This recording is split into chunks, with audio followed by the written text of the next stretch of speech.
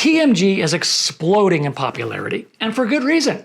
There is very good scientific research that shows the potential, potent, and very powerful benefits of taking a TMG supplement. But are there any downsides to taking TMG? In one of my recent videos I talked about TMG, and there was a question in the comments that has come up more than once. Does TMG raise cholesterol? Hi, I'm JT, Jared Taylor. I'm a certified health coach and I specialize in longevity, and that's what we're going to focus on today in this video. Does TMG raise cholesterol? Now, I, for one, I don't want to wait till the end of this video to hear the answer. Do you? So let's talk about it. The answer seems to be yes.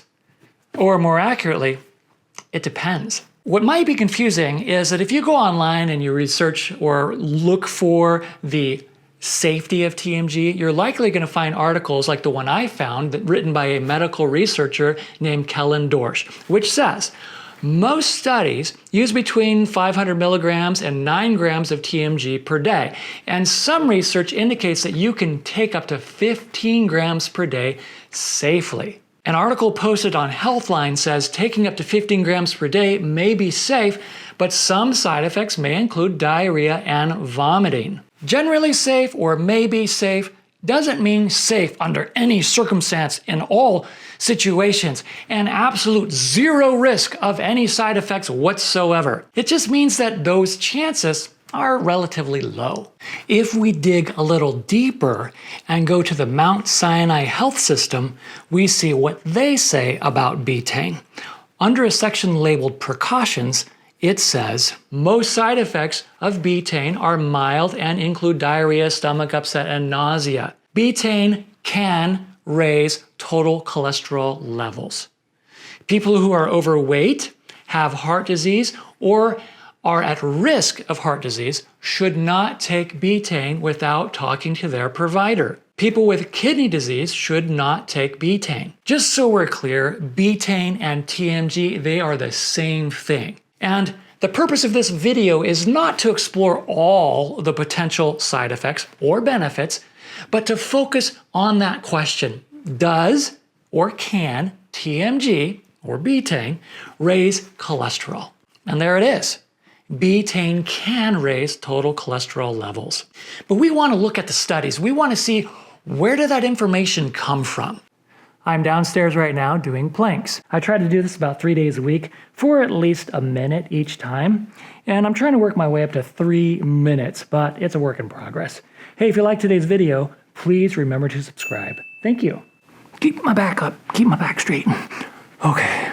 A 2005 study looked at the effect of homocysteine-lowering nutrients on blood lipids. The nutrients they looked at included TMG, or betaine, phosphatidylcholine, and folic acid. Now, this research was a meta-analysis of multiple studies, including at least four randomized placebo-controlled trials in humans. And 3 of those studies focused specifically on TMG. And their findings showed this. Betaine supplementation increased blood LDL cholesterol and triglycerol concentrations in healthy humans, which agrees with the previous limited data. They also said doses of betaine lower than 6 grams per day also raised LDL cholesterol, but these changes were not statistically significant. Now we're getting somewhere. Remember earlier in the video we asked the question, does TMG raise cholesterol? And we said yes, but more accurately, it depends. It seems that some of this potential cholesterol-raising effect is dose-dependent. In a 2019 meta-analysis, which looked at the effects of betaine or TMG and analyzed 6 randomized controlled trials in humans, they said this. All 6 studies used adult participants supplementing with at least 4 grams per day of betaine for 6 to 24 weeks. No significant effect was observed in LDL, HDL, or triglycerides. Supplementation with at least 4 grams per day of betaine for a minimum of 6 weeks may moderately increase plasma total cholesterol, which might be important in the context of cardiovascular health. So based on the scientific research, based on the data, we can begin to see this range between 4 and 6 grams per day, in which the raising of cholesterol levels is not statistically significant.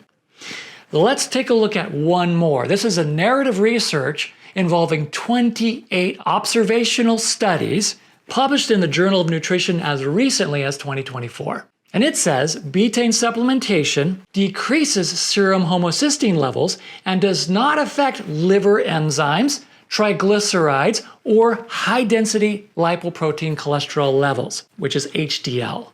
Although it does increase total cholesterol and low-density lipoprotein cholesterol levels at doses greater than 4 grams per day. So, what should we take from all of this? I can't speak for you, but what I take away from this is that if you have high cholesterol, and especially if you're taking cholesterol-lowering medications, have heart disease, or are at risk of heart disease, you should think twice before taking a TMG supplement, or at the very least, consult with your physician first. If you aren't in that category, perhaps it's a good idea to be on the safe side and keep the total daily dose at 4 grams per day or less. Now, my lipid profile is pretty good. My HDL is high and my triglycerides are low. I personally am not worried about the potential of the possible slight increase of total cholesterol.